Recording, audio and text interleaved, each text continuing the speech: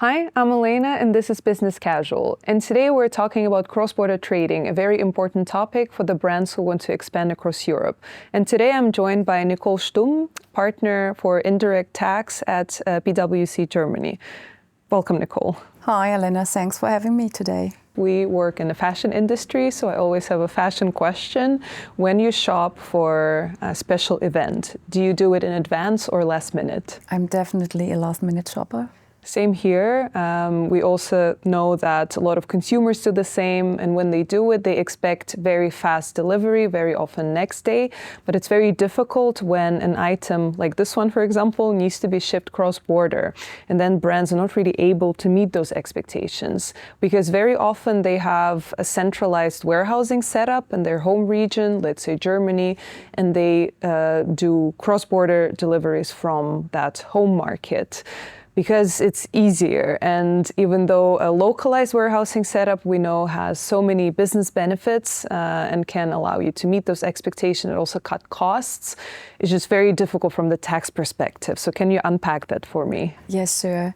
So if you have a localized setup and have the goods stored in a localized warehouse, if you do need a VAT registration in every single EU member state where you have a warehouse and where you ship from.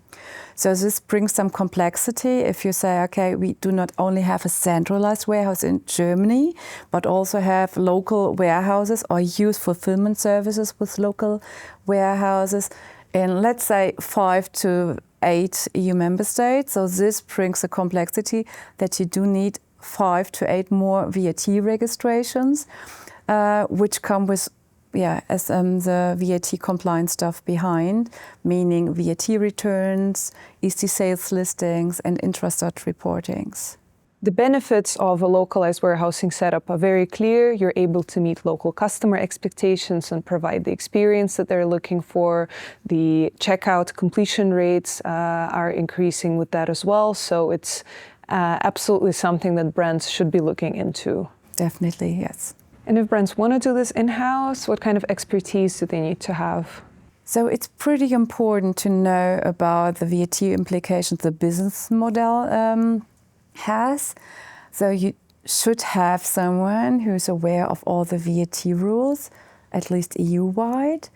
And then you must have someone in the team having all the tax knowledge, so the ERP knowledge, knowing where the data comes from.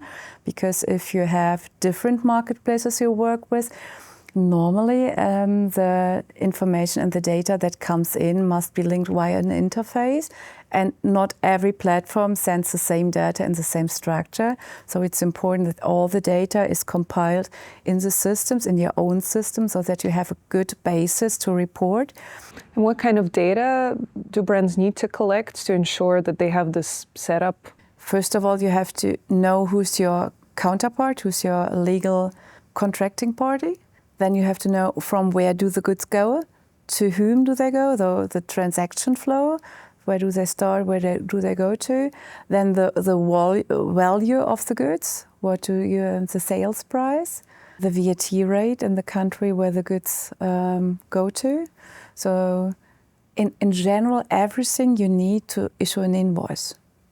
So when you sell cross-border and you use the fulfillment services that localize your setup, it's quite complex. Is there any way to simplify that? Okay, yeah. So if you have a warehouse in Germany and you send cross-border to the final customer, there's a possibility to support cross-border e-commerce with a scheme. This is called OSS, One-Stop Shop.